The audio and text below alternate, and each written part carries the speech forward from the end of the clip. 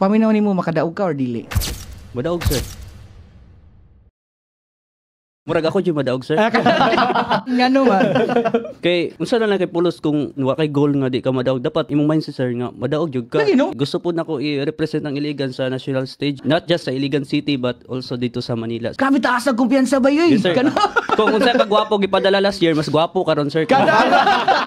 Sakto biya na nga mindset. Yes, Kung mo appeal na lang manggani ka, panganduyan na lang gyud ang mudaog. Eager jud kay sir ba. Kani nga opportunity nga napili pa lang ka sa top 15 nga 15, nag-screening. yes. Tinuod. Dako na ka siya opportunity. Unsa na lang ka kung ikaw jud madaog, sir. Bantog gagol jud ko nga kung mindset ako jud madaog, sir. Nga mo ipakita sa bantaw nga kaya gyud namo. Throughout sa among journey, dili lang miingon nga as a role model, nagpakita pud mi, sir, nga sa pagdasig. Murag gi-push gid mi sa among limit, sir, nga kaya din namo nga buhaton. Gadoubt mi sa among kaugalingon, sir, nga kaya kay ni namo, pero murag gi-push through mi lang siya. Laban lang ana. Ako pong siyang gitry kay why not opportunity na pud biya nga mo join kay first time pud na Mr. Philippines Iligan. Yes. Then also to promote my advocacy as a man nga as an Iliganon nga ipabulpat nga mas mo taas pa into national stage.